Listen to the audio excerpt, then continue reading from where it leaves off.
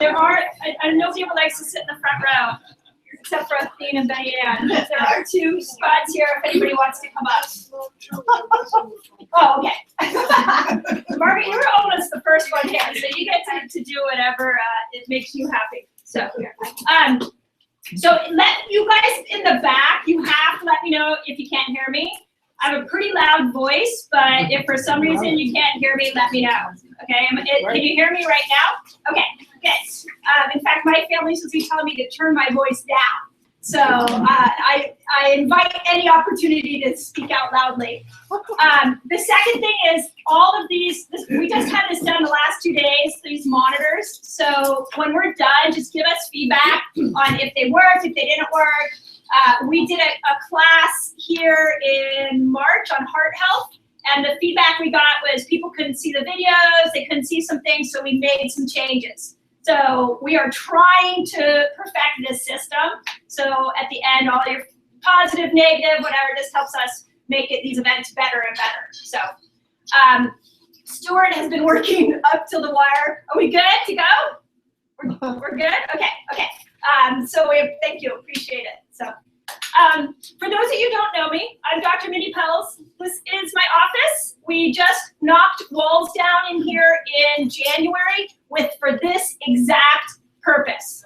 I am, as you'll learn as we go through the next hour, I am on a mission to change the way that health is going in our community.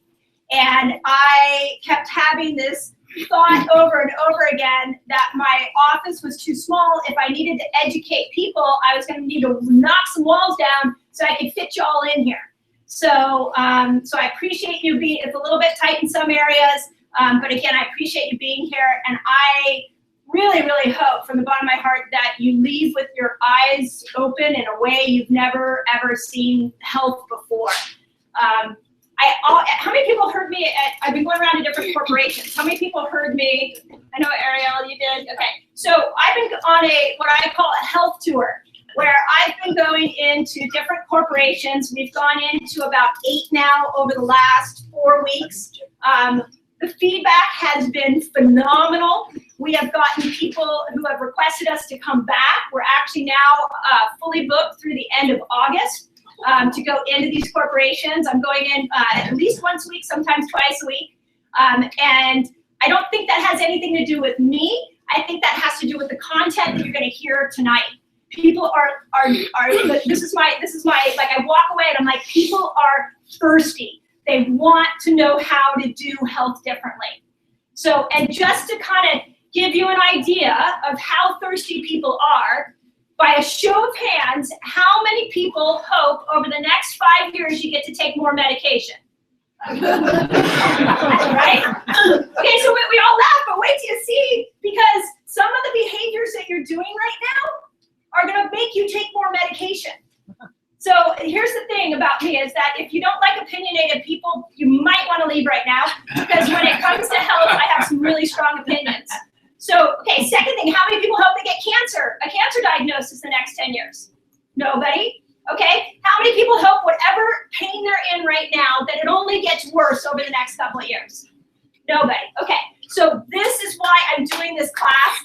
This is, I think you all came probably for different reasons, and those of you that I know you, some of you are here to make sure you don't get cancer. Some of you are here to figure out why the hell your body, I also swear, I forgot to mention that. So why your body got cancer in the first place. Some of you, I've heard over this week just say to me, my stomach's been really bloated, I don't know what's going on with it. Some of you I heard earlier today told me I can't lose weight around my midsection. Some of you have told me I have allergies that aren't going away. Some of you have low back pain that's not going away. Many of you in this room are exhausted and you don't know why the heck you're exhausted. Well, I think as I walk you through this tonight, that you'll see that 98% of your problems are coming from your digestive system. And nobody is teaching us that. And I'm going to walk you through, my thought is I could probably spend about 20 minutes up here and tell you this is what you need to do to repair your digestion. And you would have whatever you need to do to repair it, but I wouldn't just changed your thinking. So I have now come to the conclusion that really my goal when I give these talks is to change your thinking, because how we are approaching our healthcare right now is so broken. And if I can change your thinking, then the other thing I can do is I can make you this really educated person that walks into your medical doctor's office and asks really smart questions. And questions that I actually believe that many medical doctors won't be able to answer. So I want to arm you with knowledge, and I want to empower you to move forward and to start to ask better questions, live a different lifestyle, look at your health from a different angle. So some of you know my story, some of you don't know my story, but let me just tell you how I got to this point. I'm 45 years old. I've been in practice for 19 and a half years. When I was a teenager, I was a competitive tennis player. And my dream actually was to be a professional tennis player. That's what I thought I was going to do. I got a scholarship to go play tennis in college. And when I went off to college, I was put under a tremendous amount of stress. If anybody ever played college athletics, it's stressful. It's crazy to balance college life and athletic life. It's crazy. On top of that, what does every college student do? Party. Okay. My parents are here, so I guess I can reveal that to you. So I partied all the time. I was drinking beer. I'm gonna show you where that breakdown in my gut happened with beer. So if you like beer, you might want to leave now too. And I wasn't getting enough sleep. And I started to get pain in my legs. I started as shin splints, and then it morphed into like they thought I had stress fractures, and it started to change. And their solution at the time was to every time I would go into the trainer, they would hand me a bag of Advil. And I'm like 18 years old. I don't know. It's the first time away from home. I don't. My mom. I grew up with a mom who was a health nut, but I really didn't ever think Advil was bad. So I started popping Advil, and that worked for a little while, and then it didn't work anymore. So I went back in, and they gave me an unlimited prescription to Vicodin. 18 years old. I'm like, okay, this is great. I liked it. Nobody ever told me to go drink in Vicodin. I mean, there are a lot of things that didn't happen. So I started taking Vicodin, and over about a year period, my body broke down. And their next solution was surgery. So I went in, and I actually had what they call a fasciotomy. Right now, to this day, I've got scars about this long, 4 of them, 2 on each leg. They went in and they cut the fascia in my legs, zipped me up, and as I was going out the door, they gave me a very strong dosage of Percocet. And they told me at the time, don't worry, you can take this as much as you want. Just don't tell anybody you're taking this, because it is the most abused drug on the street, and people will literally mug you for this drug. So just keep it to yourself. I'm like, okay, I thought I hit the jackpot. I was like, well, that's awesome. So I started taking Percocet, and within about a 3-month period, my health started spinning down until at 18 years old, I was about 19 at this point, I couldn't get out of bed. And I came home, and it was winter break, and I would get out of bed, I would go to breakfast, and then I would go back to my bed. I would sleep all day. I'd try to get out at like 4 in the afternoon. I'm 19 years old. I'm a top athlete in college, and I just can't. And this goes on for weeks. Like anybody ever had chronic fatigue?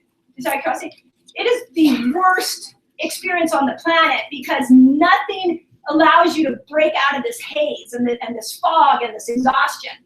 So my mom finally, after about a week, says, something's not right here. We need to go look and see what's going on.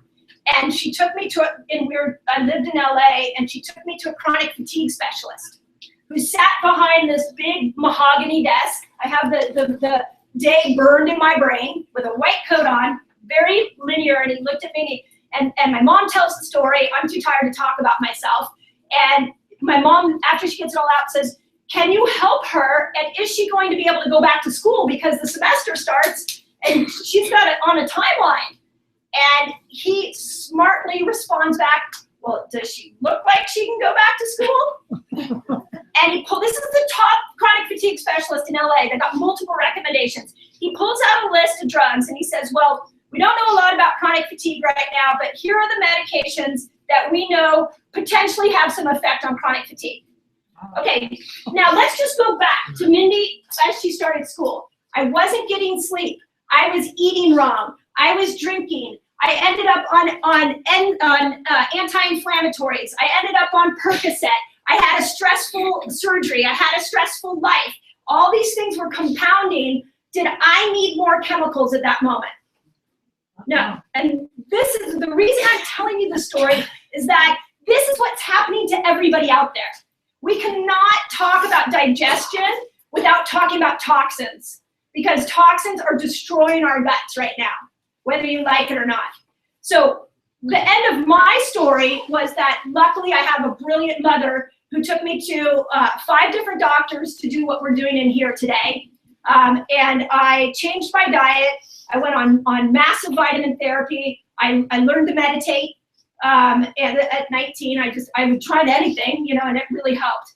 And I started sleeping differently. And within 3 weeks, I was back on a plane and back into college, and I finished school. I actually was competing on the tennis court 6 weeks later. So you're going to hear this from me a lot. Whatever drove you here today, if there's one gift that I could give you, is that your body is ridiculously powerful. It's like there's this little doctor inside of you that just wants to heal you from whatever you have. Stop breaking it down. And you got to figure out how to make it grow. You got to figure out how to bring it up and to build it.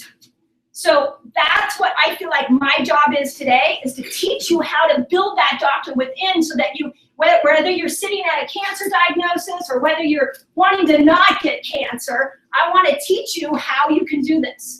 And there's the other crazy thing is that what I'm going to tell you today is not made up from Mindy. This is research from multiple sources.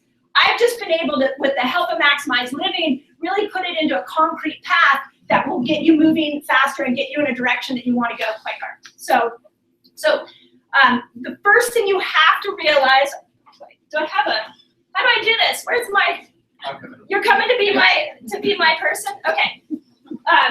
So the first thing that you have to realize is that disease begins in the gut. That's why I started with this one. So the second thing that you've got to realize is that just think about this for a moment. Do you feel, if just looking around at everything going on in our country right now, are we getting healthier as a country, or are we getting sicker? Sicker. I mean, it's easier to say sicker, but just think about your friends, your family. Like, are we getting healthier, or are we getting sicker? We're getting sicker, for sure. Okay, when you walk into your doctor's office right now, do you get a prescription for a medication, or are you getting lifestyle answers? Okay. Anybody been in their doctor, other than here, anybody been in their medical doctor's office in the last year where they sat down and taught you how to eat differently? Okay, Virginia, good. I want to know his or her name. But that's, yeah, so here's what you need to know about your medical doctor. There's a great book that I recommend. It's called The Hormone Reset Diet. Next month in June, we're going to be talking about hormones and how do you balance your hormones out. And the Reset Diet is written by an OB. She's a Harvard-trained OB. And she says in the first chapter of the book, she got 30 minutes of nutrition in her Harvard-trained OB-ness. Best of the best of this is the best of the best of the best. 30 minutes. Okay? So you're not going, just so that we're all clear, from this point forward, when you step into your medical doctor's office, you are there to get a diagnosis and you're there to get medicine. If that's what you want, fine. I'm not, again, I don't want to break that down because a lot of people love their doctors, but we need a separate category. That, in my opinion, is sick care. They're trying to manage a crisis with chemicals. That they are not trying to help you, teach you how to get to the cause of your breakdown, which is what we're going to try to do today and teach you today. So, okay, what about our kids? How many people have kids under 10? Okay, so when you're on the preschool or in the elementary school, do we have less kids with food allergies right now, or do we seem to have more kids with food allergies? More. Okay, so those of you who were kids back in from the 60s and 50s, 40s, did you ever see a peanut allergy? No. Never. Okay. Why? Like, we just gotta ask ourselves, why do all these kids have allergies? Well, I'm gonna show you that. It's a breakdown in the gut from all the chemicals we've got. That is not normal to have kids. Gluten. Why do we have so many gluten allergies? That's not normal. There's something going on in our environment and our system that's breaking things down. So, okay, what about cancer? Are we winning the war on cancer? No. No. Okay, so those are, how many people were at my cancer killer event in October? Okay, great, awesome. So here's what you got to know about cancer is that when Richard Nixon back in 1970 declared a war on cancer, he said, cancer's out of control. 1 out of 200 people have cancer. This is unacceptable. That was in the 1970s. Now think about your phone. Just think about your phone. In 1970, I was born in 69. So in the 70s, when my sister and I got a phone, we had a rotary phone that came to my ear, and we felt so blessed because we had a really long cord that we could walk around the house with the phone like that, right? Okay, now I sat on a plane on Saturday night with a friend of mine who has a phone on his watch. That's the latest, right? Anybody have the Apple Watch that came out? So we have gone from the technology of that in 30, 45 years, we've gone to being able to talk on our phone. Why aren't we winning the war cancer? We are 1 out of 3 men and 1 out of 2. Maybe we're looking in the wrong place. Maybe here's what I got to tell you, and those of you that are fighting cancer, there are so many things I have to say about that, but you got to understand what's going to help you is not going to be the next latest drug trial. It's not, because it may buy you some time, but it's not going to get to the cause of why your body built cancer. And what I'm going to teach you today is going to be a really big step to understanding why the body builds cancer. Okay, how many people are more depressed now? Anybody, that they've noticed around them? I'm 45. When I go out with my girlfriends to ladies' night out, when we were 35, we used to sit around and talk about our kids and how exhausting it was. And at 45, we sit around and talk about how crazy we are and that our hormones are out of control and our husbands are either going to leave us or they're saints to stay with us, right? How many people have gone to a ladies' night out recently? Isn't that what happens? We all sit around and like, my hormones are crazy and I act so irritable and I don't understand. That's the gut. That's all in the gut. So, okay, Alzheimer's and dementias. Are anybody notice that all of our elderly are getting Alzheimer's and dementia? That is a really common one. Yeah. We're back on the gut. That's all coming from the gut. Heart disease. We have a war on heart disease too. We seem to have a lot of wars that we're not winning. Heart disease. So heart disease is on the rise. We went low fat. I'm going to teach you how throughout the day about how low fat diet is the worst diet you could possibly eat. They packed, when we went low fat, we increased sugar and we increased chemicals, and we over time have destroyed our bodies even more.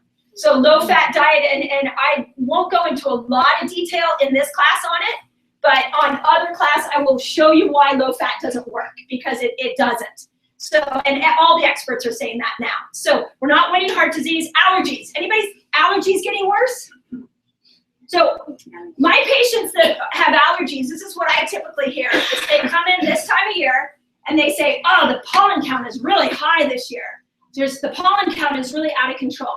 Okay, I agree, the pollen count, we have a drought, and there's going to be some variances, but it's more the gut and how we're responding to the allergies that has a bigger, larger effect than actually the pollen count itself. Just to give you an idea, the pollen count has changed all these years. I don't have allergies. How come I don't have allergies? Not that I did anything, I have any super natural genetics. I just have a clear path on what I want to do with my health, that I make sure that I don't break things down to cause the allergies. Okay, what about aging? People feel like they're aging faster or slower? Anybody feel like they're aging really at a good, except my parents, you're not allowed to vote. Anybody feel like, yeah, I'm aging at a really good pace? I'm just curious. Okay, good. Okay, yeah, and I know your guys' lifestyle, so I would agree. And you are aging at a really good pace. Okay, anybody, this is my last one, anybody notice that their premiums have gone up? in their healthcare? I'm just by show of hands, I'm just curious. How many people notice that? Okay. So really, to get this on a global level, you have to understand that your premiums are because more people are having to use the medical system, and those rates go up, and there's more uses, and so the insurance companies turn around and they charge you more, so you go up. So one of the things I try to teach people is that I know time and money are two of the most valuable things that people have, but you have to understand if your premiums are going up, it's because people aren't learning what you're learning right now. I went into a company the other day, and they said that they're actually going to try to dock people if their blood pressure's high, if they're a certain weight. I don't know exactly how they're going to do this, or they're going to try to reward people who have a certain blood pressure and have a certain weight, because they're noticing that the people who have a high BMI, who are on cholesterol medications, that have high blood pressure, they tend to use the medical system more, so their premiums are more expensive for the employer. So all the premiums are going up because nobody's taking care of their health. So what's happened in the last 30 years? I'm not going to read you all these stats, but just to give you some idea, 1 out of 2 men are going to die, are going to get a diagnosis of cancer. 1 out of 3 women. Cancer is the #1 killer in our children right now. Okay, #1 killer. Kids are getting cancer, whether we like it or not. I learned this one this weekend. 50% of women they're starting to see have breast cancer, or they're expecting are going to have breast cancer by 2030. We are in 2015. I mean, that's not acceptable, right, Amy? Like, that can't be, we cannot let that happen. Is that just like, oh my God, we better hurry up and find the chemo drug that's going to help that? No, there's a reason so many people are getting it. No, hold on. Autism rates, just if we take kids, autism rates are going so high right now that they're saying that within a decade, we're going to have 1 out of 10 kids are going to be autistic. Who's been around an autistic kid? It's the hardest job. You think parenting's hard? Try parenting an autistic kid. So now we're gonna have 1 out of 10. Okay, and then 1 out of 4 Americans have insomnia. Thyroid is like an epidemic. Thyroid cancer is one of the fastest growing cancers right now. And heart disease, which is mostly preventable, accounts for 25% of all deaths. Painkillers are the #1 medication that's been prescribed. 8 million children are on psychotropic drugs. So, and we take, just so you have an understanding, we take 5% we are 5% of the world's population, and we take about 70-75% of the medication in the whole entire world. When they measured us, they said, okay, let's take the 37 richest countries, and let's look and see where they are in health. We landed at number 37, tied with Serbia. And right now in our country, the #1 cause of bankruptcy is a massive crisis, health crisis. So the reason I go through all those steps, I know a lot of you are like, where's the meat? I came to learn about the gut, is that if you don't understand what's at stake, you will never be motivated to change. And again, my goal tonight is to get you to think different. So if you don't, when I go to apply what I'm going to teach you today, I promise you, some of you are going to be like, that's too hard. And I don't know how to express, I try to find different ways to say it, but I do not know how to express how hard it is to fight something like cancer. Right, Nadia? It's hard as flippin' hell. And if you could understand wherever you sit right now, that if I made some changes now that would affect the way that I go, that small little changes, that could make a whole difference for your life. And that's what I'm going to teach you today, is what are those small changes that you need to make. So, and then again, I'm not going to beat a dead horse, but we have a sick care system, we don't have a health care system. Just to lighten it up a little bit, I wanted to, are we going to show you this video? This was something that was played at a seminar I was at this weekend, and I just thought it was great. Uh-oh. How are we going to? Stuart? No. We need volume one here, maybe? Stuart? What's up? Volume's up? I can't even hear it here. I know, we don't hear it here either. Is still here? No, is Stuart not here? Sorry, guys.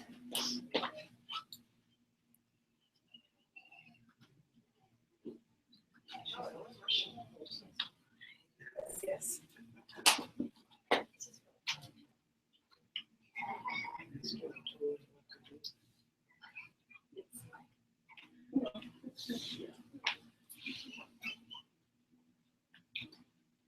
Okay, we may have to move on.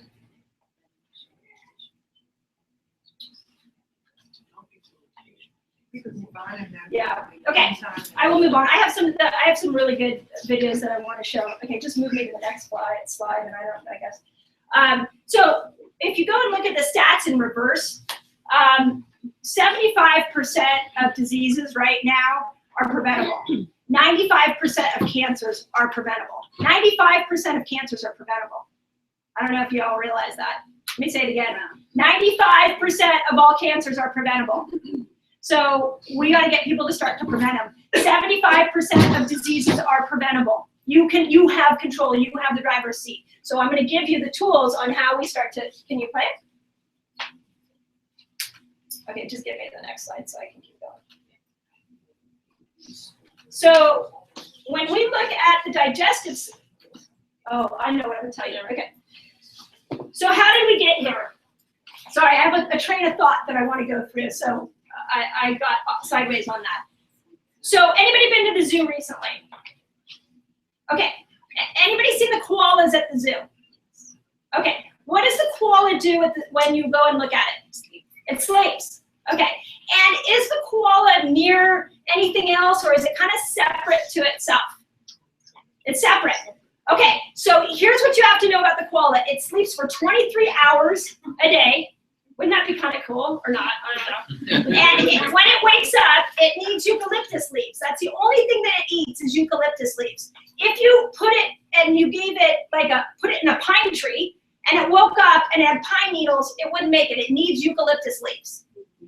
So what would happen if I took that little koala and I put him in the polar bear cave, which you can see a picture of it right there.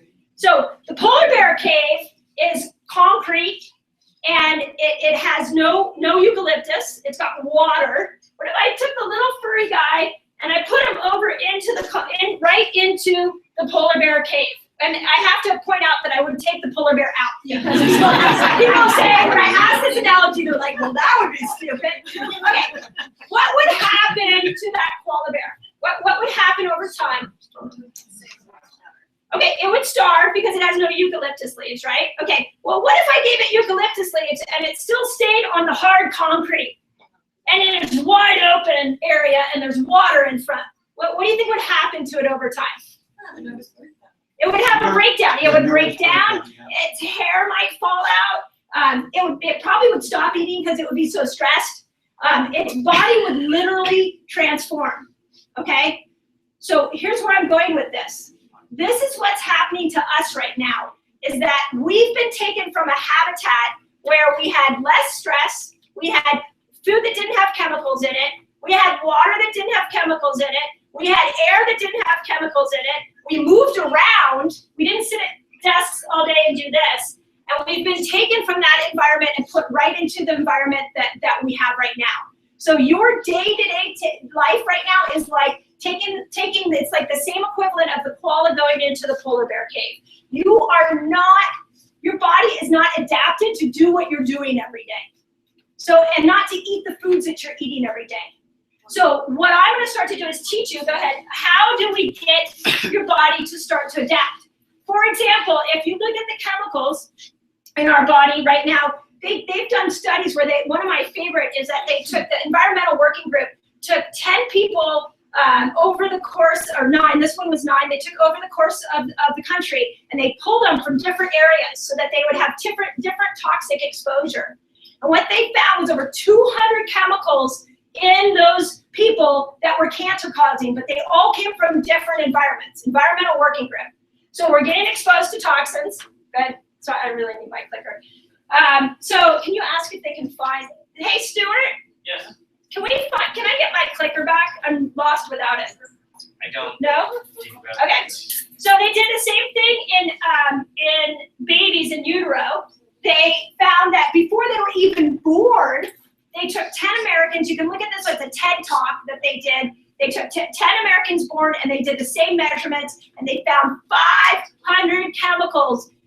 Over 200 of them, 287 of them were cancer causing, and the baby hadn't even come out yet. So that meant that was in the mom. So we have, we all of our slides are kind of mixed up now. We have fake food. So recently we have 3,000 food additives that have been approved by the FDA. So you have 3,000 cancer-causing foods in your food. Go ahead. Our indoor environment, they're saying, is about 5 to 10 times more polluted than even our outdoor environment. Let me give you an example. Anybody bought a new couch or new furniture recently? Yeah. What is it? Does it smell? Yeah. So we just bought a new couch, and it's sitting in our living room. I could barely sit on it for about 10 minutes yesterday. You could just smell the smells coming off of it. So I opened all the doors. I'm trying to put fans on it, do everything I can to get the toxins out. So all your furnitures are filled with toxins. And then we come to the heart of what's destroying your gut, which is now we have approved genetically modified foods. Just so I get an understanding, how many people feel like you have a good understanding of genetically modified foods? Okay, so about a little over half. Let me tell you what genetically modified foods are, because we can pretty much end this whole discussion if you could get a hold of this one concept. What genetically modified foods are is they take a food and they genetically engineer it so that it will produce an insecticide that will, when a bug comes and eats a thing of corn, it will explode the bug's stomach, so it dies. So it never has to, when you go and eat that corn, or when the bug hits that corn, the farmer doesn't have to sit and spray it, because the insecticide is built into the food. Okay, it's never been tested. Well, it hasn't done a really big test on humans, but the one test they did, you see that the rat up there on your thing?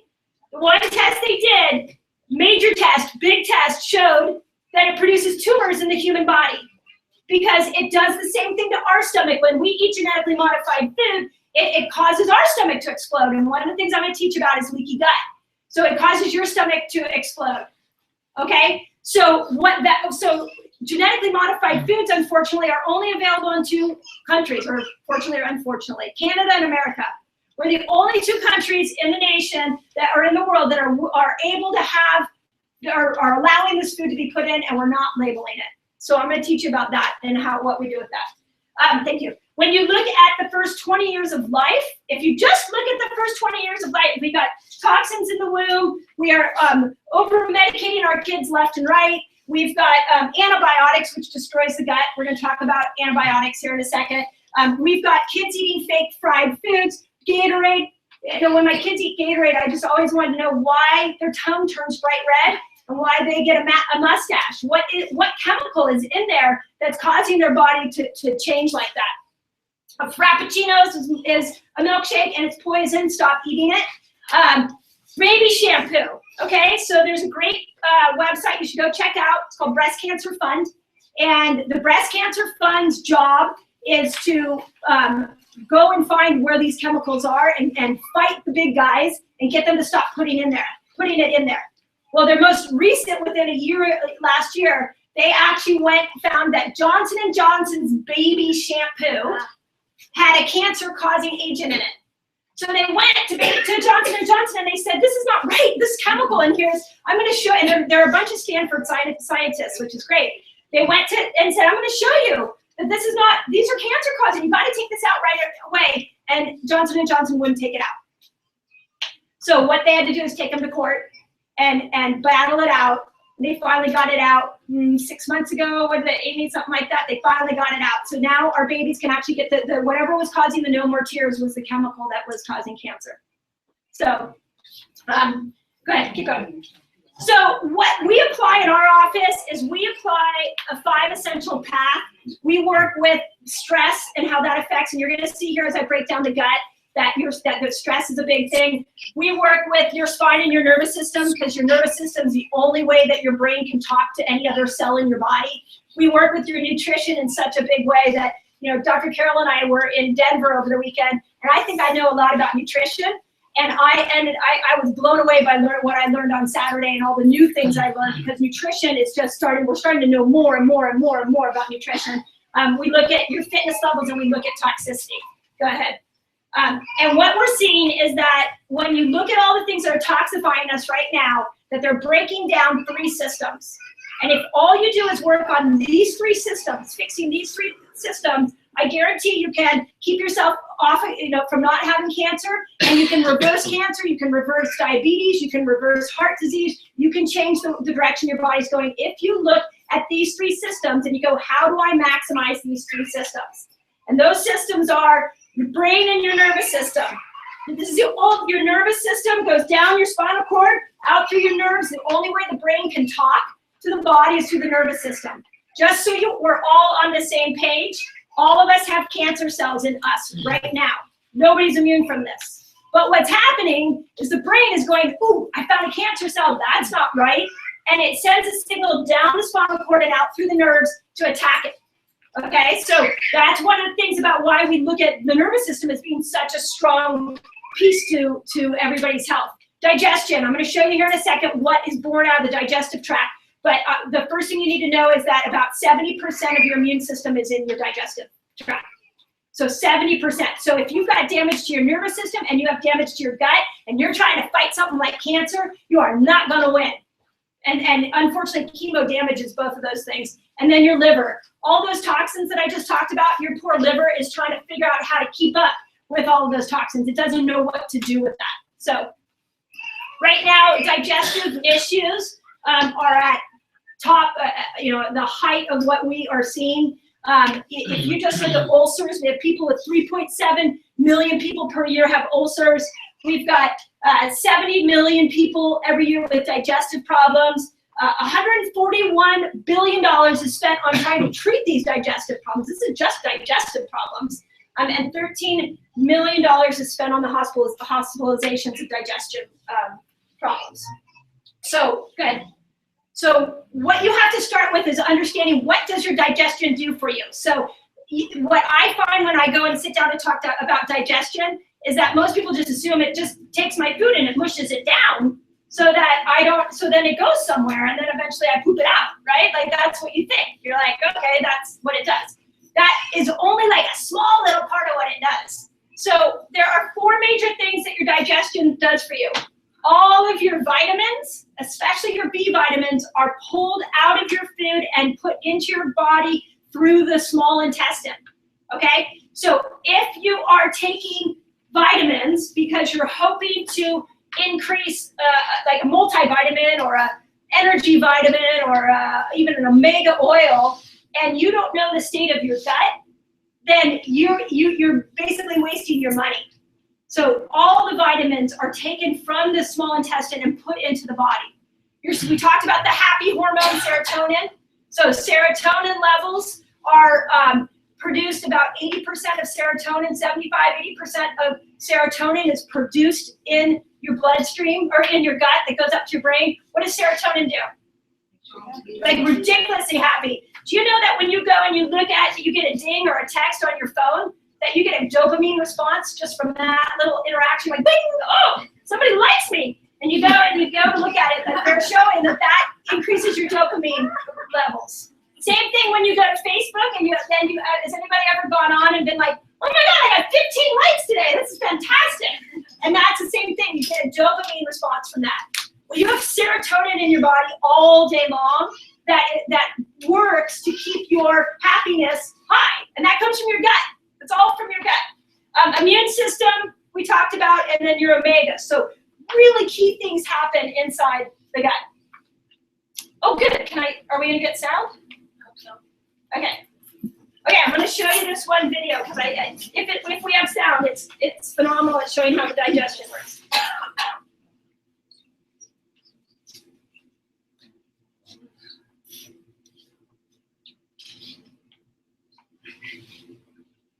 Does yours have to be on Bluetooth?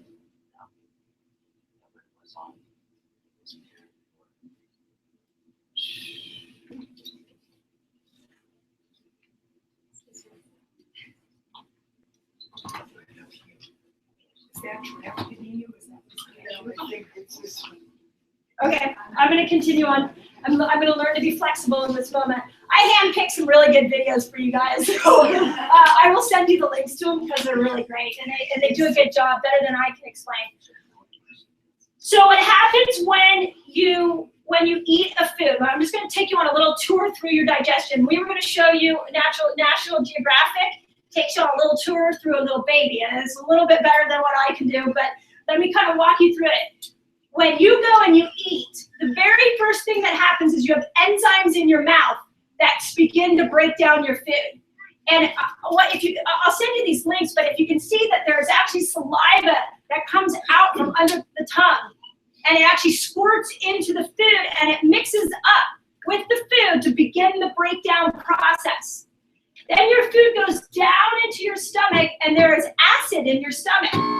And the acid is there, again, to break down the food, so that by the time it gets to your small intestine, inside your small intestine are like these little hairy villi. And what they do is they're like a soft, mucousy lining. And what they do is they grab onto your food and they pull out the nutrients from your food. Okay? And they take that and they put it right in your bloodstream so that you can start to have energy and everything in your body can work right.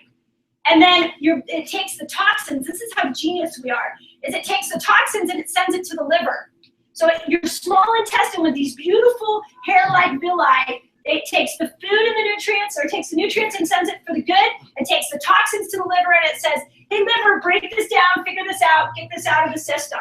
So the two get separated there. And then what's left goes down into the large intestine, water gets added in, and then eventually you excrete it out. Okay, but what's happening is that inside the intestinal tract the small intestinal tract is bacteria. And you've got good bacteria and you've got bad bacteria. And the good bacteria will sit in there and find ways to start to break down anything that's harmful. And if you have to have the right balance of good and bad bacteria, otherwise things don't get broken down and your immune system starts to shut down, and you'll actually start to wear away these little villi that are in there. So now the next time you go to eat, if your bacterial balance is off, the toxins will come in and your body will not be able to handle it, and the toxins go directly, it overloads the toxins to the liver, and the liver starts to break down. So that's one thing I wanted to show you on the video, was that digestion is a process. We are built so well. It starts with enzymes in the mouth, it goes to acid in the stomach, it goes to bacteria in the gut, and then it goes into the water, it excretes it out, and you need a good functioning liver. Oh, thank you. So what damages this digestive system? Well, the first thing we talked about was genetically modified foods. So genetically modified foods, because of this Bt toxin, what it does is it'll start to damage your large intestine. It starts to open big sores inside your large intestine. And we'll get to that in a second. Medications. Taking medication damages the bacterial count inside your small intestine. Birth control pills, just FYI, birth control pills, if you want to damage your gut, take birth control pills, have a history of birth control pill and antibiotics. Put those two things together and you have a recipe for gut damage. Both of those kill your bacterial count, so that when things get into that small intestine, there are no villi, there are no bacteria, nothing good is happening in that small intestine. Our fake foods, so processed foods, damage the inside of the gut. Sugar damages the inside of the gut, and sugar is one of, by the way, the most genetically modified food on the planet other than corn is sugar beets. So sugar is not only toxic to your liver and your pancreas, but it's toxic to your gut as well. And then I'm going to show you some scenarios here where we're starting to see situations with people with scoliosis, and all of my 50-year-old men who have chronic low back pain. I'm starting to see that there is a connection, that they all have digestive issues, because if you shut off the nerve supply to a digestive tract, it's not going to be able to function normally. Whoop. So there are 5 major breakdowns in each one of these areas. The first is the enzymes in the mouth. So how do you work with the enzymes in the mouth? The first thing you got to do, there's 2 things, and this is what you might want to write down. you want to start chewing your food really thoroughly. Because there are enzymes in there to break it down. So if you're like talking and you're like, I'm gonna chew, and then you're just like swallowing in big gulps, you're sending unbroken down food into the stomach. And so your stomach's receiving it not broken down. The second thing is how many people drink water with their meals? Okay, stop drinking with your meals. So when you drink water with a meal, you start to, you take those enzymes and you neutralize it out. You make it really liquidy. And so that your body can't use it to break down. So the enzyme level is a really important, because if you miss it here, you now are making it harder on the stomach.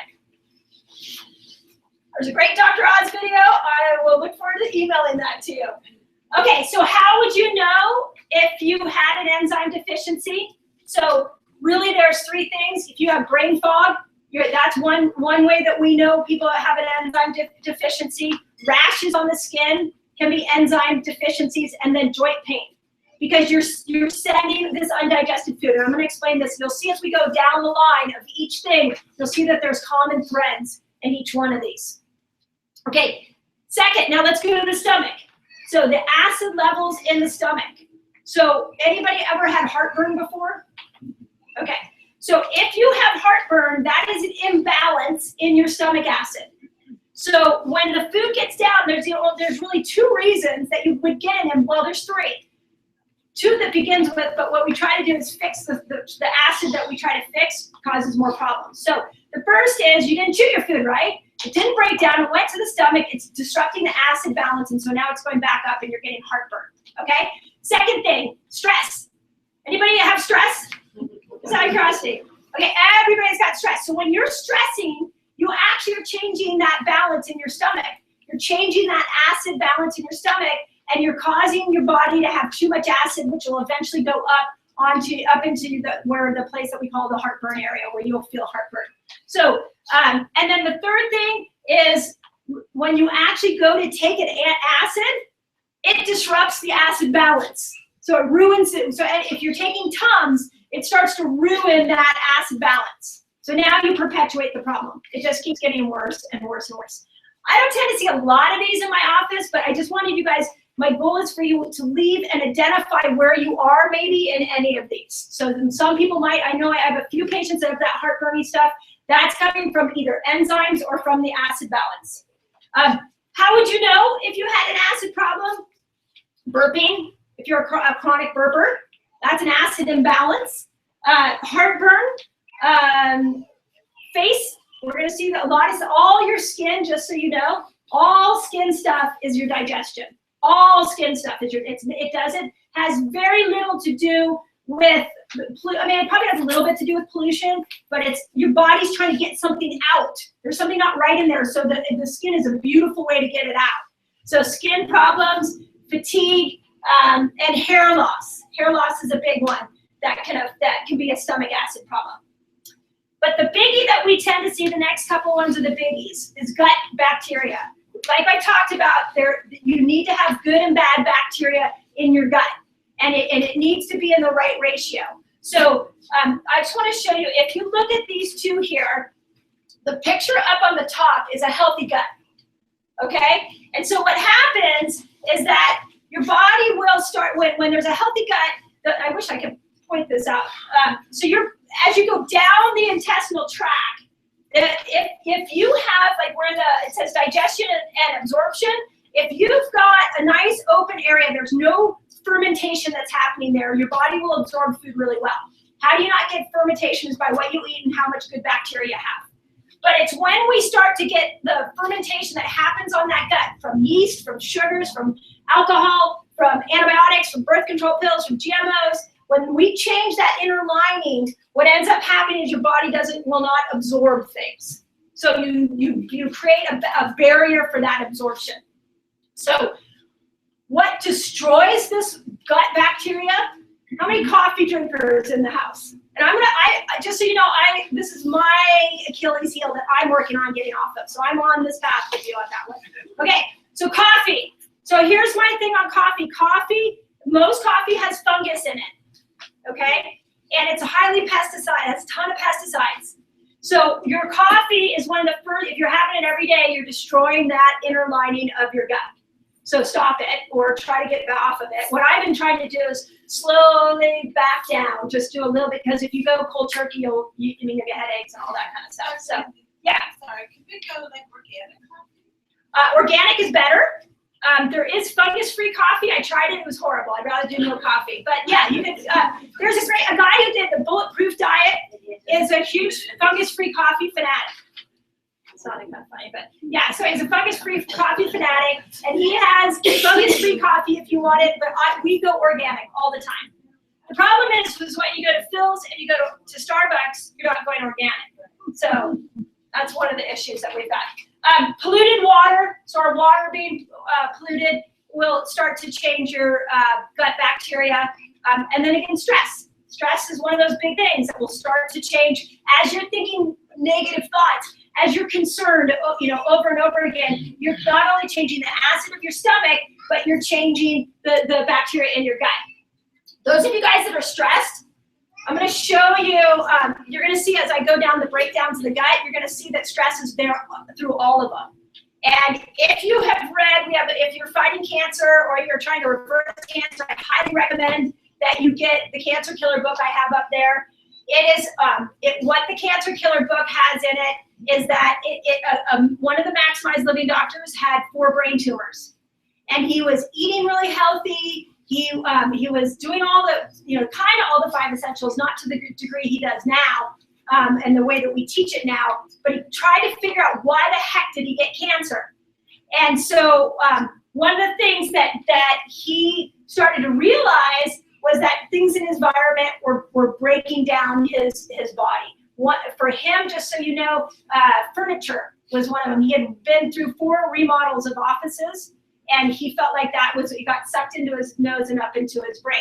But my point in telling you this is that he is like a huge fanatic in how he takes care. He told me the other day, we were talking about stress, and he said, you could come over here and take the best vitamins on the planet. You can put all the greatest probiotics into your gut. But if you're stressing all the time, you're killing that bacteria every single day. So stress, you got to get a hold of stress and change it somehow. And I've got ideas for that. But stress will change that gut bacteria pretty badly. And like I said, birth control pills and antibiotics. So antibiotics destroy every bacteria in your gut, good and bad. So I'll give you an example. I had a patient that I'm seeing right now for chronic fatigue, a young woman, and she's doing great. She's getting better. Her energy's going up, and she got strep throat. And it started to get bad, so she went to the doctor, and the doctor put her on antibiotics. And I was like, no. Like, we've gotten you to this point. Don't do that.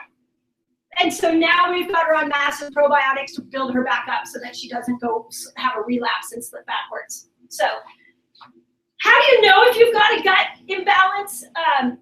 If you're starting to notice that your pants aren't fitting right. So that's too much bad bacteria in your gut.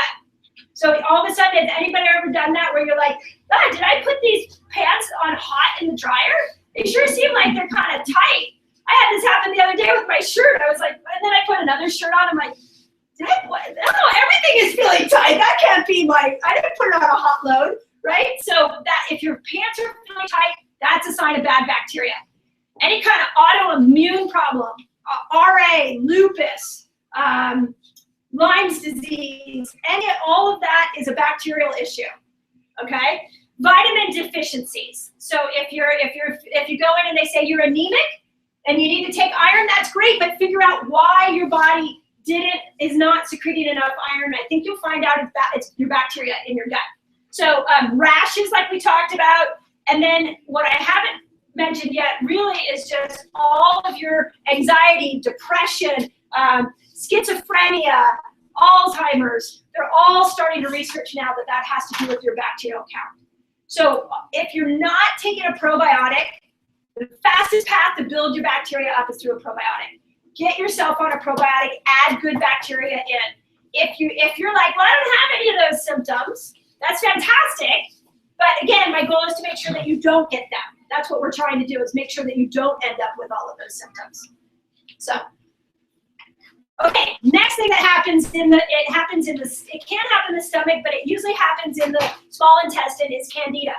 So when the bacterial count goes off in the intestinal tract, what happens is that things like yeast and sugar start to build up inside the intestinal tract. And so your body, when it has too much yeast, it literally, I'm a visual learner, so you can see that's what candida looks like. Anybody ever had thrush in their mouth, or their kid had thrush in their mouth? Anybody ever had a child with thrush in their mouth? So that's thrush. They oftentimes will put kids on antibiotics, and then all of a sudden you'll see that thrush shows up on the mouth. And that's just candida that's from the antibiotics. So candida is like a yeast that happens in the body, and it starts to grow based off of the foods you eat. And the thing about candida that's so stressful is that candida will, as it grows, causes you to crave sugar more than you should. So anybody have a sugar craving? Okay. So if you have a sugar craving, what's probably happening is that it's not your brain. It's not like, I hear people say to me all the time, like, oh, I was just born like that. I always have a sugar craving. No, that's, you condition your body to have a sugar craving. And so a lot of times, the more sugar you eat, the more candida you build, and then the candida needs to grow. So it starts asking you to get more, it sends a craving to your brain and says, give me more sugar. And then it just perpetuates the whole process. So candida, how would you, what causes it? Let's go back to this. You're going to see, hopefully you're seeing a similarity here. Birth control pills, okay, sugar, wheat. We're going to talk about wheat in a moment because we can't talk about the gut without talking about wheat. Beer has yeast in it, and candida loves beer. So if you want to have a lot of candida in your body, then drink more beer. Cancer, that was one of the things that you learned, right? Yeah.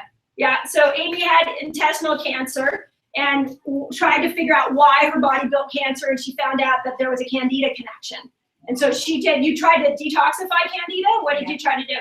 I did a whole candida cleanse where I gave up sugar and did garlic and Caprylic acid. yeah, caprylic acid, and it's awful when it dies. It makes you really, really sick. Yeah. When you kill candida, it's like worse than the flu.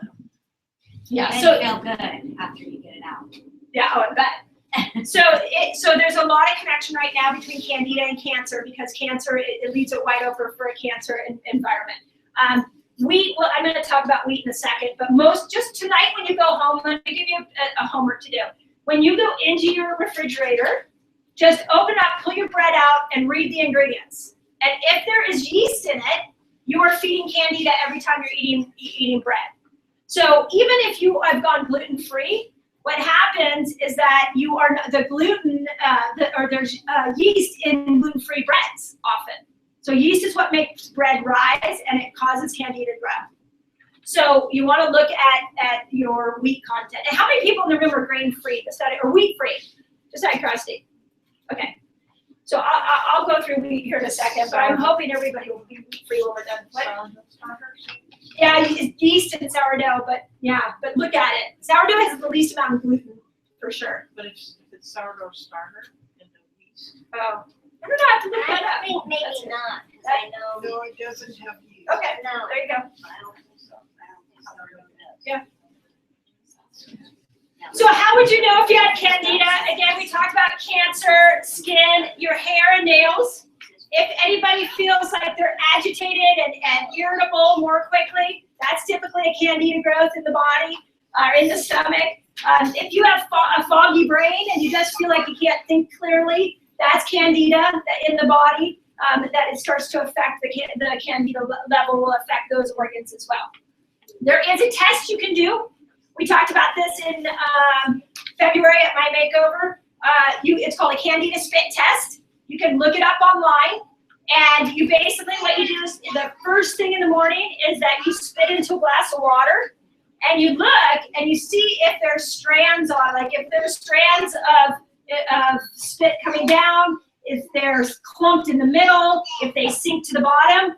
What you'd like it to do is just to kind of be foamy and stay at the top, or you'd like it to just dissolve into the water. That would be no candida. So has anybody done this that just out of curiosity? Okay. And did you guys notice anything? Did you notice anything, Barbara? So. Oh, okay. Anybody notice that theirs was bad? Just out of curiosity. Yeah. Okay. When I did, it was years ago, when you told about it, they had little strands coming down. Okay. And I just, for my symptoms, I knew I had candida. Yeah. So one of the things we're gonna do when I finish up here is that I've got and you guys got you've got a sheet on it. We're gonna do a 14-day GI reboot. So if you're gonna participate in that, then I recommend that tomorrow morning when you get up, you do the spit test. Because the cool thing is you'll see that the spit changes and that things change over time. And that you need, and just if you're like, well, I don't need that, let me tell you about health, because that's the one topic I know extremely well, is that if you don't have little things along the way, like something stupid as a spit test, you go and do the spit test tomorrow and you're like, oh my God, it's horrible. And then you do a 14-day GI reboot and then you do the spit test again and it's good. That makes you feel really good and keeps you motivated. So it's cheap. All you need is a glass of water. It's really easy to do. I recommend that you find out what your candida levels are at so that you can have that experience of changing it. So, okay, this is the last one of the 5 conditions, and this is probably the most serious one that we've got, and it's called leaky gut.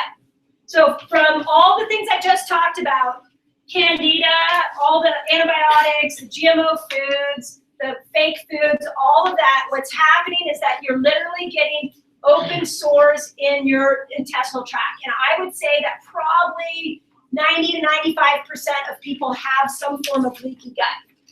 And when you get these open sores inside the digestive tract, what happens is undigested food can get into your bloodstream, medications can get into your bloodstream, GMO food can get into your bloodstream, and again, if you're eating out, you're getting GMO food. I'm sorry, I mean, we can't keep you in a cave, but we can repair your leaky gut.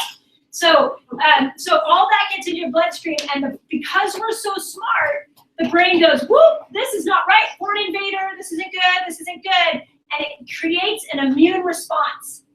And it puts the body in it increases inflammation, it increases your immunity, so your immunity is always on high alert. This is right now, if you look at the trends in cancer, they're looking at this as the major cause of cancer, because if I've had leaky gut syndrome for 20, 25 years, there's a good chance that my immune system is going to be so exhausted, it cannot find cancer cells and fight it. So, what is actually causing leaky gut? And one of the biggest ones, I think I put it on here, is wheat. So the wheat that they are growing right now is different than the wheat that they grew 20 years ago. So what they did, and again, so here's the other thing you need to know about me, is that I like to stay in the positive as much as possible. I like to see the positive. I don't believe there's a conspiracy theory, but I'm starting to gain too much information on this stuff to know that there's just so much fact here. But what happened with wheat is that years and years ago, down in Mexico, they all genetically modified a wheat strand, and they found that, oh my God, instead of making these really long wheat stalks that were like a little bit small bunch, that we could actually make a shorter stalk and we could yield double the amount of wheat than what we yield with these tall stalks. So somebody picked it up from Mexico, they brought it here, and our farmers are using that. So the wheat you're eating right now is different than the wheat you're eating years ago, and that one has a chemical in it called gliadin, and gliadin is causing leaky gut syndrome. That's the easiest way I can explain it. Okay, so that's one piece. Second piece, your farmer who's not organic has got seeds that have the Bt toxin in it, so that's in wheat, and your farmer that's not organic is able to spray Roundup on your wheat before they harvest it. And the reason that they would want to spray Roundup on it is that it forces the seeds to drop into the soil so that they don't have to reseed. It's beautiful. I mean, if you think about it, I try to think about it from the farmer's perspective, but if they don't have to reseed, then that's great. Then all of a sudden they can start to, their harvest right all over again. But that Roundup is actually going into your body. Does anybody know what Roundup is? Yes. Yeah, it kills wheat. It's a grass killer. So Roundup has a chemical in it that's called glucose phosphate, and I will post it on our Facebook page. They're actually starting to do a study where they're asking people to do urine samples so that we have really easy urine tests so we can send it in so they can start to get an idea of how much glucose phosphate is in our systems right now. Wow. But those two things going on are causing these open wounds, which if you've eaten out, if you're not eating organic right now, you have got these chemicals inside of you. You most likely have leaky gut. What do I see with leaky gut? Well, actually, I'll go to this point. All food allergies are coming from a leaky gut. So if you have a food allergy, recently I'm getting a lot of kids in here with food allergies. And I gotta, there's nothing worse than being banned from like 5 different things for the rest of your life. That's horrible. So what we're doing is we're going into repairing the gut so that the body doesn't have to have an allergic reaction to these things. So if you have a food allergy, come talk to me because there's some things you can do to repair your leaky gut for that. Thyroid problems. Number 1, fastest growing cancer right now is thyroid cancer. Why is that? Maybe it's because we thought all this genetically modified foods and all this wheat that's destroying our gut, and so now they're finding that it's going directly to the thyroid, any autoimmune problem, and again, all of your mental disorders and irritable bowel syndrome are all coming from leaky gut. So what I see in my office is chronic pain. Anybody who's got wrist pain, anybody who's got chronic back pain, that just isn't going away, that you got to get off of the grains, you got to get off of the wheat, and you got to do work on repairing the gut. The best way to repair leaky gut is a product called L-glutamine. And it's in our GI Reboot. Otherwise, you get it wherever you want, although I'm a big believer in high-quality vitamins. Don't skimp on your vitamins because they can be toxic too. So L-glutamine will go in and it will repair this leaky gut and actually cause those wounds to heal. Zinc is another really great thing. And quercetin is another herb you can find out there that will really make a difference. Quercetin, Quercetin. So if you are one of those people that your aches and pains are not going away, your energy's chronic fatigue, you've got an autoimmune problem, rashes, foggy thinking, food allergies, those are the type of people, or cancer. I'm going to throw if you have cancer or you would like to prevent cancer, you got to look at all the pieces I just talked about. The enzymes, the acid, the bacteria, and the leaky gut. You got to look at all of those to repair those. So, but if you ask me what's the number 1 thing that I need to repair, I would tell, I'd probably put it down to 2, which would be bacteria and leaky gut, the L-glutamine. You've got to repair those or your body will never come back into balance. So, there are 2 really good books out right now. Anybody read these books? Well, can you see them up there? No. We can't see her. Oh, you guys haven't seen anything. No. It's just out of our head, yeah. I'm so sad. Okay, we really tried to solve the problem. Okay, so grain brain and wheat belly. Okay, so wheat belly, these are both, here's what I want you to know, and part of why I quote these is that wheat belly and grain brain are both written by MDs. So some MDs are starting to wake up. So wheat belly was first. And the guy who wrote Wheat Belly, you can just Google Wheat Belly, you'll find it. I'm a huge fan of YouTube right now. I'm going to all different YouTubes, and I just, whatever subject you want to know, go in there and type it in, and you'll get access to everybody who thinks they're an expert on it. I really, really like it. So, so go look at Wheat Belly. What they're saying is that because of leaky gut, when you eat wheat, if you're one of those people that you're really having trouble losing weight around the midsection, you're like, this is not going away. Get off the wheat. I promise you, and I'm going to throw yeast in there. You get off those 2 things, and you'll be like, your belly will shrink back down. I promise you. Has anybody had that experience, just out of curiosity? So, Rosie, what happened to you when you got off wheat? What did you notice? Bloating went away. So the first thing I noticed was my clothes started to get better Okay. real quickly. Okay. And I've lost 18 pounds. 18 pounds, yeah. And can you tell, so Rosine had chronic fatigue. Yeah, well, we're working, we keep working on it. But so when you got off wheat and grains, you lost weight, and then we did a bunch of other stuff, but that was a big piece. And you what if your fatigue level was like, if your energy level was like a 4, where did it shoot up to? 0. Okay, 0. Where did it go up to? It's about a 7. Okay. Yeah. So it's pretty good. That's pretty big. Yeah, that's a life at 7. I also was pre-diabetic, and I'm number 1. Yeah, that's awesome. Yeah. So, and do you do grains at all now? Occasionally I'll do brown rice, Okay. but I try to avoid them as much as possible. Yeah. So there's two ways you can go. You can just pull wheat out, or you can go no grains. In our 14-day reboot, we actually have you pull all grains out for 14 days. I promise you, you will not die. I really, if you want to know what makes a really good lettuce, good bread, go buy romaine lettuce. I'm serious. It's crunchy. Wrap your turkey in it. Wrap your cheese in it. It makes a great lettuce. But try going. You owe it to yourself for 14 days to try to go off of wheat. Just try it. You got to read some labels. You got to be aware. You might even have to stay inside and not tell your friends that what you're doing. But you got to try.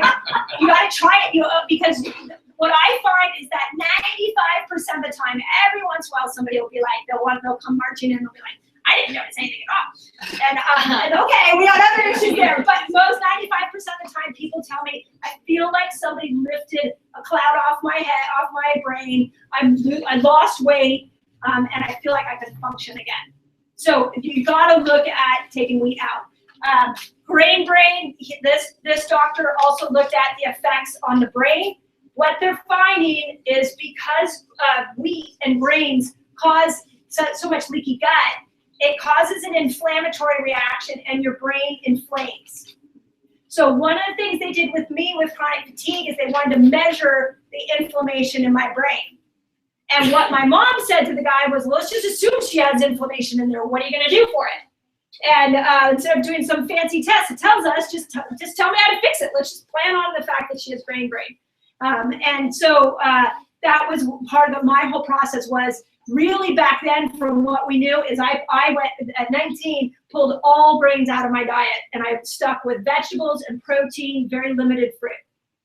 So that was, and that kicked me out of the chronic fatigue and did the same thing that happened with Rosine. So if you're not convinced, go to YouTube and look at these two things up. Yeah. Quinoa is fantastic, which is why we served it to you tonight. Do you guys like the food tonight? Yeah. Yeah, okay, so just, I want to give you guys an idea. This would be a typical meal I would eat in my household. The meat would be organic. It came from the vine. We like to support them.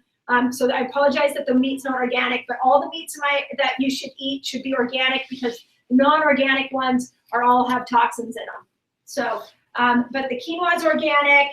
And the berries, we served you berries because berries are the lowest in sugar. You can eat as many berries as you want. Berries are fantastic. Whereas pineapples, bananas, things like that are higher in sugar. They're going to feed things like candida. So we want to keep you on the lower sugar fruits. The chocolate, anybody try the chocolate? Yes. Was it good? Yes. Okay, anybody not like it? Just because, so I'm just curious, to be honest. No? Okay, so that is a new find. It's Lily's Chocolates. And you can get them at Whole Foods. I have bags of these in my home. They are completely, I can't find anything wrong with them. They have stevia, organic cocoa, it's fine. I didn't think they had a big taste at night so that I don't go and eat something sugary and full of wheat. The other night, we were having a great dinner conversation with my family, and I just poured out a bunch of the bags, and we just sat, and that was our dessert. So, fantastic to all that food. You can eat. I promise you, you can eat in a way that you won't feel deprived. How many? Just out of curiosity, hold on a second, Missy. How many people have been on a 30-day challenge in our office? Okay. Did anybody feel deprived? Like this sucks for 30 days? No. No. Ah, Margaret. Okay, I give that to you, Margaret. I did not have any of my children food. Oh, okay. Okay, well, I'm still trying to do, although you made a wheat-free Coogan, didn't you? Yeah, I know. That was really good. Yeah, I know. It's a big one too. Yeah, she's made wonderful. But I don't eat that, you see. Yeah. I'm diabetic. Yeah. So. Yeah. So you can most of the I people. didn't have any of my food whatsoever. Yeah. I could live that way for Yeah. So Margaret brings up a really interesting point. How many people have kids, just out of curiosity? Okay. So as I'm educating the public on all this stuff, I'm starting to realize that we need to get to the kids faster than I possibly can get there. So if you've got schools or you have play groups and you want me to come talk to them, please, I'm trying to get down to this level because of what Margaret said. It's really hard when you've lived a certain way and you've grown up with a certain food, you've trained trained your body to eat a certain way. So I applaud you for making that change. But if we can get down to people who haven't built up that taste buds and that tolerance, we can change. This is how we're going to change all those horrible statistics I told you earlier on. This is how we're going to change it. So I have some really good ideas around kids. I grew up myself, and my mom was a health nut, and my trend was I listened to her, but when I was a teenager, I didn't listen to her because that's what teens do. And so I went to McDonald's and I ate all the bad stuff. And when I got chronic fatigue and had this experience, I went all the way back to what she had taught me. The doctor just told me what she had taught me, and I just didn't listen. And now I eat that way forever. So, but you as a parent, this is what I want to tell you, is that you are planting seeds in your children's brain. And you plant seeds when you show up tonight, you go, let's say tomorrow morning, you're making breakfast, you start talking out loud to them. You say, oh, I'm not going to have my bread this morning. I was at a talk last night, and they talked about how the bread actually can make you a little fuzzy in your head. I think I'm just going to have eggs. And they're in the corner. They're like, whatever, mom's talking to herself. It doesn't matter. You plant seeds. I do this all the time to my teenager, and I've been doing it for years, and it's starting to work. Thank God. The other day, she went over to my probiotics, and I said, what are you doing? Those are my vitamins. And she said, well, I'm going out to eat. I like to take probiotics before I go out to a dinner to eat outside at a restaurant. And she takes it like she owns the concept, and she walks out, and I'm like, yes. Now, did I tell her to take her? No, I did not tell her. I just verbalized. Every time I did something, I verbalize it. It drives them crazy, but you know what? It's shaping them and it's molding them, and they're starting to do it themselves. So don't be scared to talk this through with your kids. That's. But it's true. Though if we wait till later in life, it's harder. That's part of the problem. So make sure you check out Brain and Wheat Belly. The other thing I want you to realize is that if you heard anything that I said, oh Mitzi, I didn't get you. But you had a question. About the chocolate chips. I was looking for them the other day and I couldn't find them at Whole Foods. Are they in with all the other chocolate chips? Are they in? Yeah, they're with the other chocolates. What? The Lily's chocolate chips. I'm looking for them and I just can't seem to find the right package. Yeah. So they're in, sometimes they're in the raw section. But the other thing is I brought my staff the other day. They have full bars that are like chocolate and coconut. That was to die for. That day, I don't think I've had really good chocolate like that in a long time. It was really good. Yeah, look and ask, because it's brand new, so it's kind of making a new comeback. So just by a show of hands, how many people resonated with and feel like that maybe something I said tonight, they may have an imbalance in their gut, just so I have some idea. Okay, so here's what you need to know is that regardless of your symptom, regardless of your lifestyle, that imbalance, if we don't take care of it, is going to affect three things. It's going to affect your moods. It's going to affect, and hopefully you're seeing up there, it's going to affect inflammation. It's going to cause inflammation in your body, which is, if you really study, all diseases come down to chronic inflammation. And it's going to affect your immune system. So if you resonated with anything I said, understand the global picture, because that's what I'm trying to do, is help you see that these breakdowns aren't just a bummer to not get your clothes on. Your body's giving you signs. So one of the pieces that as I go into these corporations, I've been trying to tell people is that if I get in my car today when I leave and the oil light goes off and I'm driving and I go, oil light. I hate when the oil light goes off. I do not have time to change my oil. And I keep driving and I ignore it, what will happen to my engine? Right, okay? So that your body, if you are like, I'm having trouble losing weight, I've got allergies, I've got skin issues, I've got foggy brain, I've got weak belly, whatever it is, if you don't address it, it's not like it will go away. It just changes and morphs and takes over. So that's why I'm trying to do these and make this as ridiculously simple for you so you can put these things into action, because they won't go away, I promise. So we've come up with a GI reboot diet or program for the next 14 days. I think it's a really solid, easy program to do. It requires two things. It requires that you just make a decision for 14 days to get off of grains and sugar. I'd really like you to get off sugar, but especially grains. You know, if you're like, I can't get off sugar, then get off grains, okay? So we call it, you'll see it when we passed it out, it's an advanced plan meal.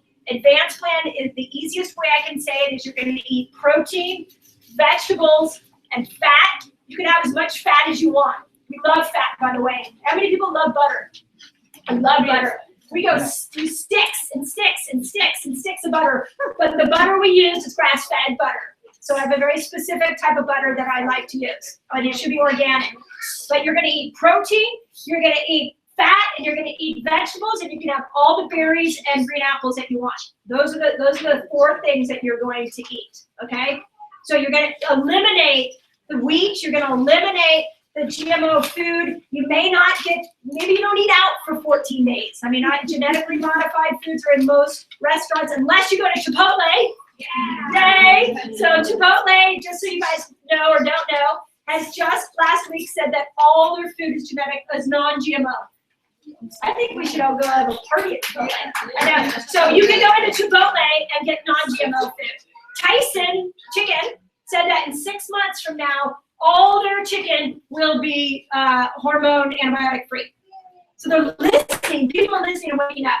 So, but for 14 days, if you want to repair the things I just talked about, it's really, I'd like to be able to tell you, you can kind of try it, like, well, let me try it, I'll get a probiotic and I'll see how that works. But it really, to me, when you want dramatic change in your body, you gotta jump in and have a system and do it for a short period of time so that you can reboot your body, which is why we call it a reboot cleanse or reboot diet. So 14 days, we have a set of vitamins that we recommend. They are specifically designed for repair. So there's enzymes, there's probiotics, there's L-glutamine, and all of that is in there. And then there's omega-3 fish oils in it too. So all of that is there to repair your gut. So know that that's available. You can go and piece it apart other places. I don't really care if you use my vitamins or other vitamins. I just don't want you using synthetic vitamins.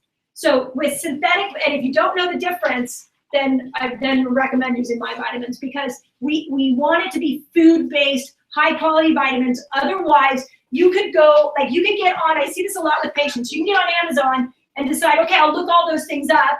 You pick the cheapest option, and all of a sudden they've got chemicals in them, sugar, wheat, magnesium stearate is one that we're looking at, sodium benzoate, those kind of things, and you take it, and now you're causing leaky gut, and you're trying to repair leaky gut. So you gotta have high quality vitamins. So if you wanna do the 14-day reboot, when we get done here, let those guys know. It's all up there ready for you to go. So if you do the 14-day reboot too, you're gonna see stuff on Facebook as I go through the next couple weeks and we'll be sending you emails to keep you motivated. Yes. Okay, I have a question. We talked about food, but you take the common cold. Mm-hmm. So those are invisible bacteria, and somehow they're getting in the body, and nothing is really happening. If you're not getting saliva that's mixing with the germ as it's doing. So if you just took the common cold as an example, how can that be remedied in your body? Well, so if it goes into your gut, it's getting there. You're breathing in, and then all of a sudden it got in. Yeah, and your liver too. It'll get to your liver as well. So but your gut is going to have that bacteria to fight it. The good bacteria is going to have to break down that common cold. So, let's talk about your liver really quick. I'm about 5 minutes from being done, so hang in tight. I know this is a really heady subject, which is why I wanted to break it up with some videos because there's a lot of pieces to this. So how's your liver handling everything? So if you go back to the toxins that we had in the beginning, what happens is the liver has to go through a process to handle all those toxins. This picture, just so you can see it, is actually, I Googled toxic liver, and this is what I got. Those are actually toxic buildup in the liver. So your liver goes through, just so you know, it goes through 3 steps, okay? And one of those steps, the first step helps to make all our vitamins, which is helpful because we're also needing vitamins in our digestive system. It also, your liver spits out something called glutathione that helps to stick to toxins and get rid of them. So the liver is what's happening is that the liver is getting overloaded because the job it has to do is too great.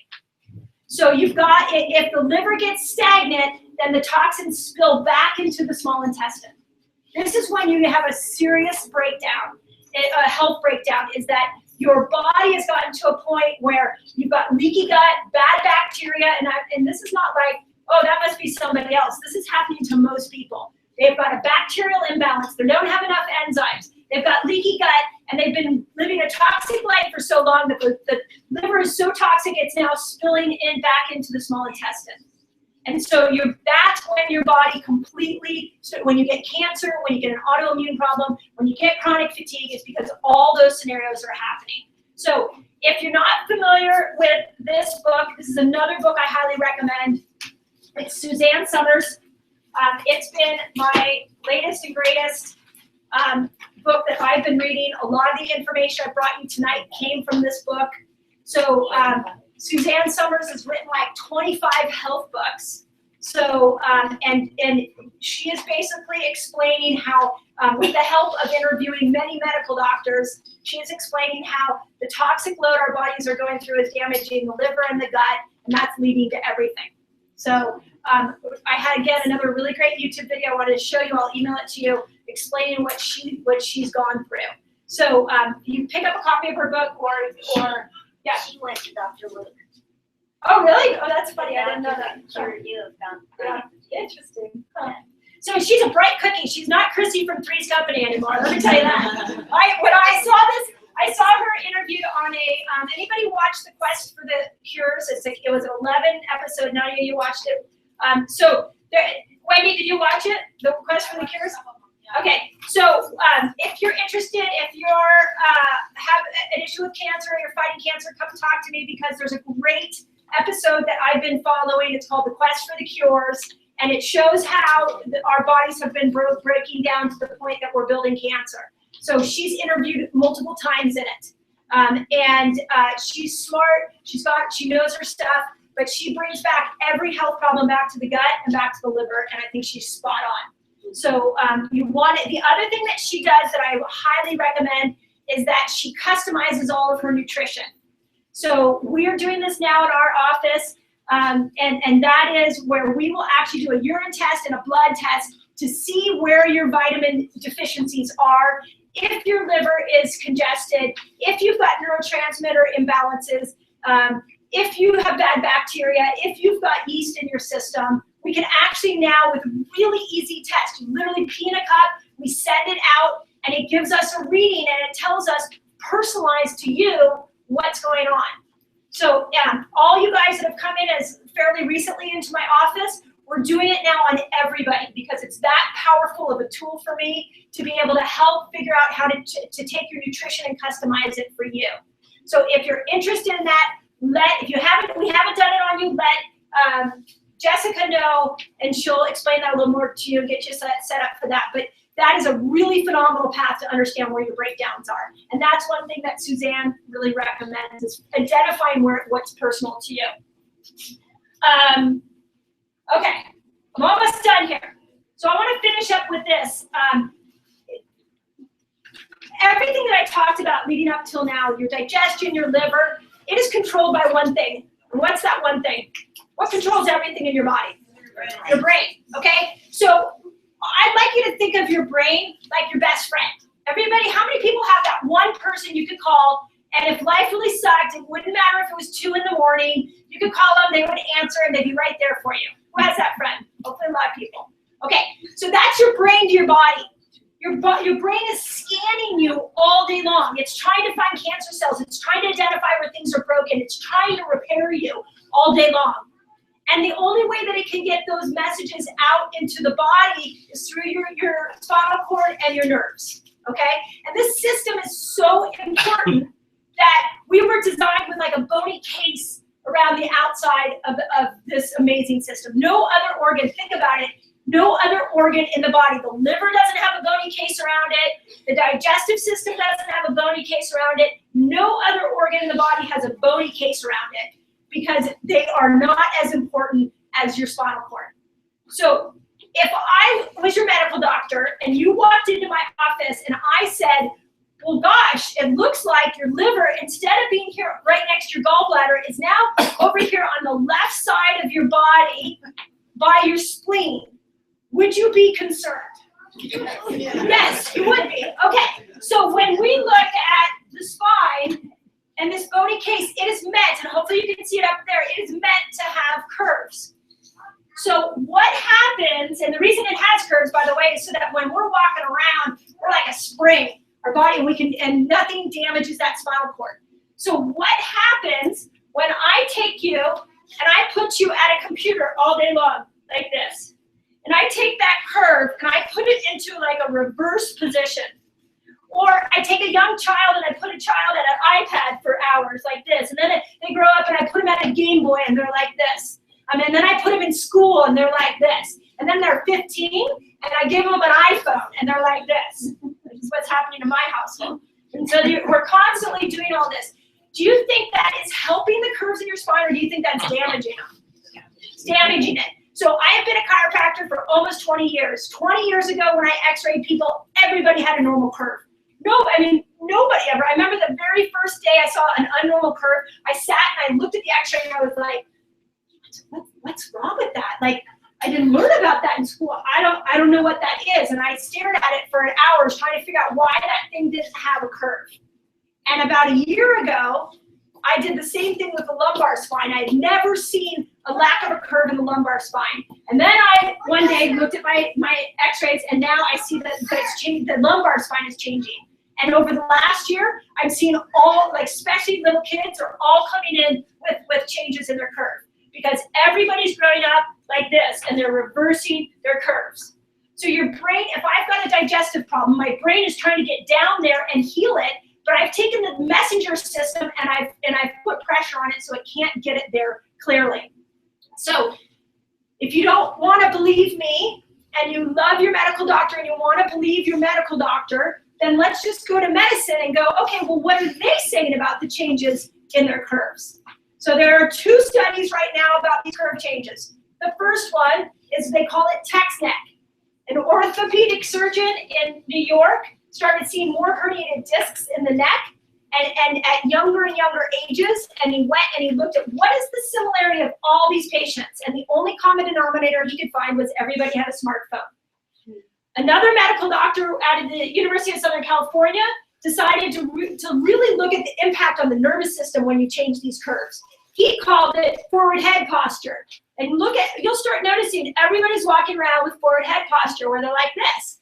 And what he found was that when you lose the curve in your spine and you pull on that spinal cord, you shut off information to your digestive tract. So everybody that had a reverse curve in their neck or had this forward head posture, they all had gut problems. The other thing he measured is the VO2 max is how much oxygen you get into your lungs. And he found that this is what this picture is showing, for every inch forward that your head comes, you put 10 pounds of pressure on your heart and lungs.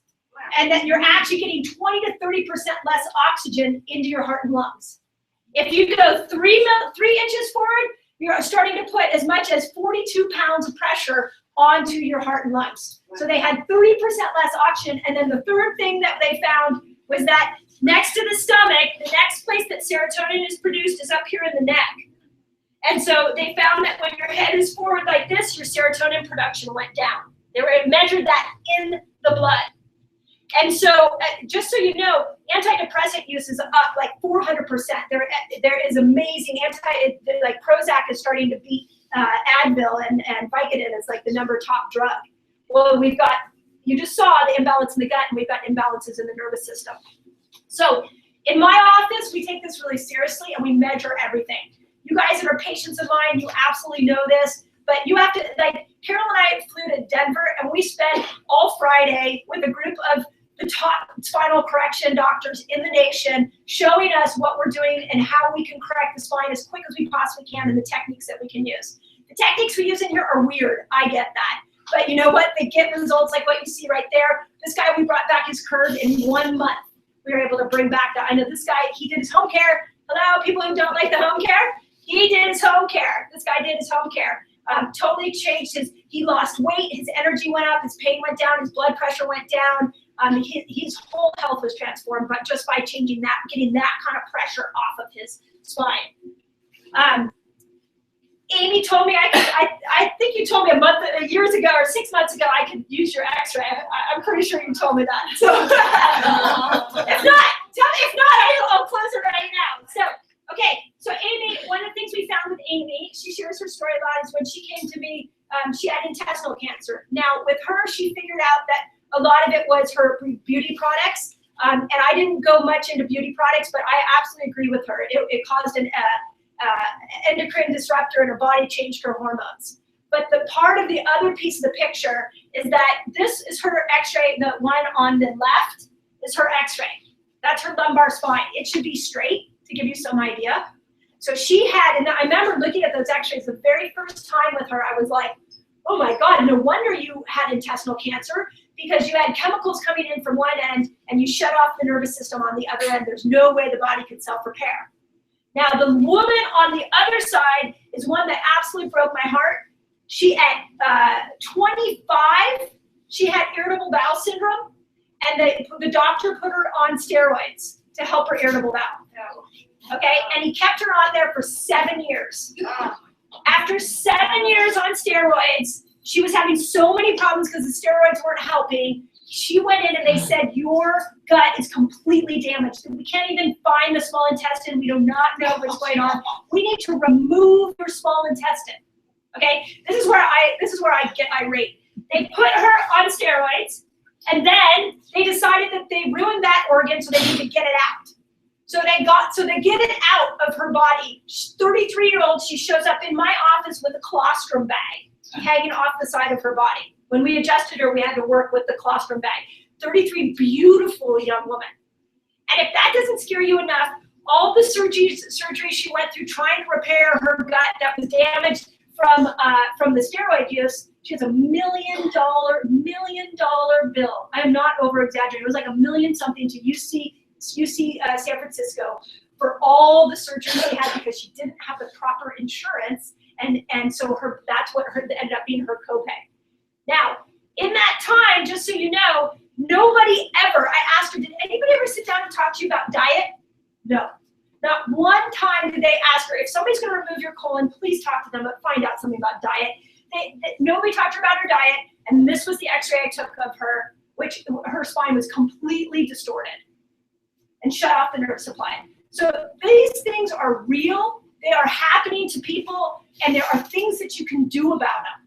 So if you have digestive problems, you've got to know that there are things that you can do, and please, I hope this message came through. You've got to stop taking medication because it's not helping you in any way, shape, or form. The imbalances in your spine and the warning signs are very much the same as other things. Their pain, their headaches, their allergies, there's digestive problems. All of that is your body yelling at you. There is a problem, fix me. There's a problem, fix me. Don't put more chemicals into me, fix me. Is what your body, if your body could talk, that's what it would tell you. So if wherever you're sitting right now, some of you are gonna be like, I'm gonna go give up grains. I think that's fantastic. Go give up grains. And I'm here to support you and cheer you on, and you can bitch and moan at me when you give up grains. That's fine. Okay, and some of you are like, I need to get my spine checked. Absolutely, I think that's the starting place. You have to know what your spine looks like. Otherwise, if you try to change your diet, it's just gonna be frustrated. And some of you are like, I'm not sure I'm gonna give up the grains. I'm gonna take probiotics. I'm just gonna take probiotics and see what happens there. If you ask me what I think the order in repairing the gut is, I think you start with your spine and your nervous system. Because if you put good vitamins onto your body, then if you don't have enough nerve supply to that, it's not going to work. Your body won't get the most out of it. So you got to start with that. Then if you don't have this book, you all need this book. This is the best nutrition book that was ever written on the face of the planet. I was actually, before I joined Maximize Living, I was actually looking at writing a nutrition book, and then I found this book and decided, I don't think I can write one better. This book is too darn good. So there's recipes in it. It's fantastic. You need to have this book. I like, as you can see, I like to read a lot, but if you ask me any nutrition book ever, this is the one. It's that good. So you need this book. What we're gonna recommend, hold on one second, is that if you're gonna do the 14-day reboot, then I really recommend that you do the advanced plan in the book with the reboot. Okay, so those two will go together. Okay. Okay, So once you know what's going on with your spine and your nervous system, then you're willing to make a change with your diet, then you can look at doing the vitamins that go with the GI reboot. So a lot of you guys, I've got lots of different levels of expertise in the room and levels of health. If you're over here and you're like, damn, I'm so happy my spine and nervous system looks great, which I'm super proud of a lot of you because it's hard work and you've been doing great. And you're like, yes, I made the change in my diet and I'm doing mostly advanced plan. You're ready for the reboot. You got to do the reboot because that's what I'm going to do. Just so you understand, I'm going to do the reboot because I've been eating out a bunch. I need to do something to reboot things. So When does the 14 days start? great question. Starting tomorrow. As a community, we're doing it starting tomorrow. So that's the order in which I would fix things. If you are not a patient of mine, you don't know what your x-rays look like, at this event only tonight, we cut our new patient price in half. It's normally $257. We cut that in half. You'll get that whole first visit up until us reporting it back, all of that at just for half off.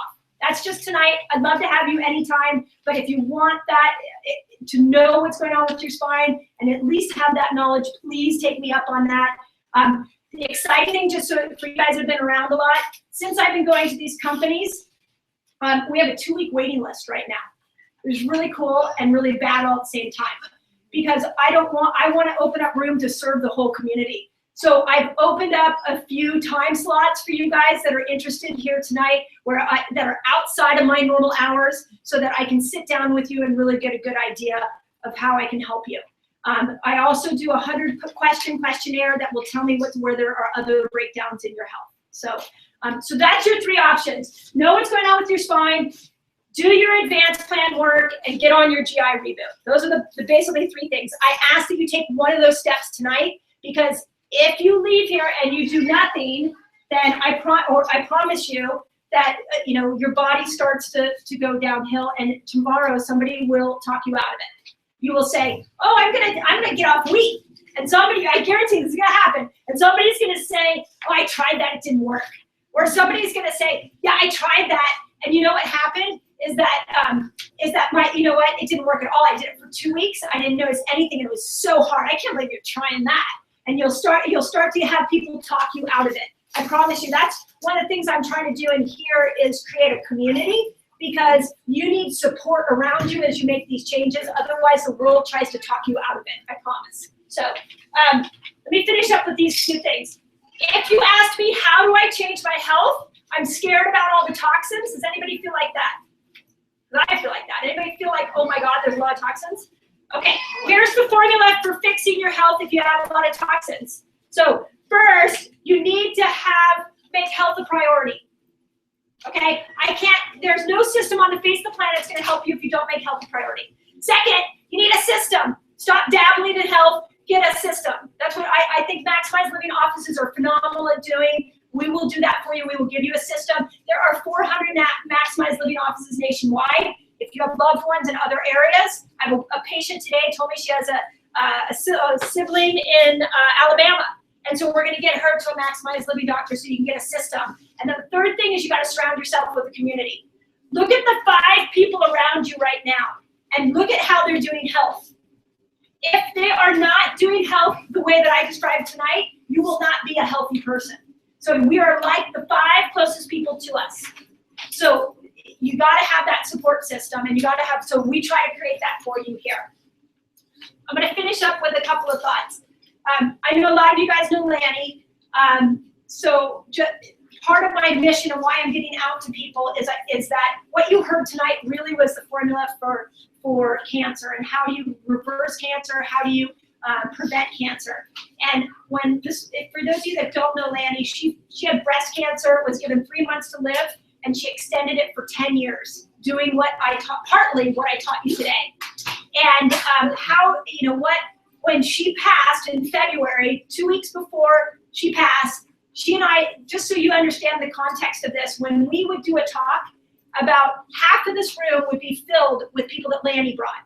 And Lanny would get so mad because she would be like, I don't understand, like my friends are so willing to support me, but they're not willing to make the changes for themselves. And it doesn't make sense.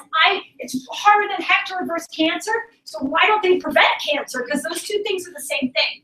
So 2 weeks before she died, I asked her, okay, Lanny, you know what I'm trying to do with, Lanny and I and Amy, the three of us were on a mission to stop cancer from growing. We figured that if we could just educate people, we could stop cancer from growing in Santa Clara County. And I even figured out statistically how many people died of cancer. And I started to figure out how many people we need to fill our talks with so that we could reach that number. And then I realized the number was really big. And so, but we would dream about it, right? When we did a cancer killer event together, Amy and me and Lanny, and that was our mission. So 2 weeks before she died, I said, what am I gonna do? What should I do? Like she was very coherent right up to the end. I'm like, what should I do? How am I gonna change this? And you guys, a lot of you have heard the story, but her response to me was, you will not change anything until people are willing to do the work. So chemo sucks, I get it, but believe it or not, people are more willing to sit and have chemo put into their body than stop eating meat and stop stressing and to get their spine and nervous system in order. I'm gonna just tell you, all of that takes more work than sitting in a chair and having chemo put into you, even though it makes you feel like hell. So her advice, as you know, and my takeaway was, we have to teach you to do the work. So if you're in a crisis right now, my message to you is, don't dabble, do the work. And nobody's gonna do that work with you more clearly than I am, right, Nadia? I'm trying to pull people as much as I can. In fact, she told me, Nikki, you can't do it for them, but I didn't listen to her. I'm gonna try to do this as much as I can. So understand that that's what we're trying to do here. I've got an event in June that's called Hormone Talk. If you want to come to it, make sure that you give us your name. I have an email that goes out 3 times a week. Who gets my emails, just out of curiosity? Are they helpful? Yes. Yeah, okay. I am not trying to market you in those emails. I am trying to give you concrete information you can apply, okay? So get on our email list, get to another talk, and then my last thing, I found this quote the other day, and I really, really love it, is that when one person stands up and says, wait a minute, this is wrong, it helps other people to do the same. So that's where I stand today, is this is wrong. I'm not going to, my response since Lanny's passed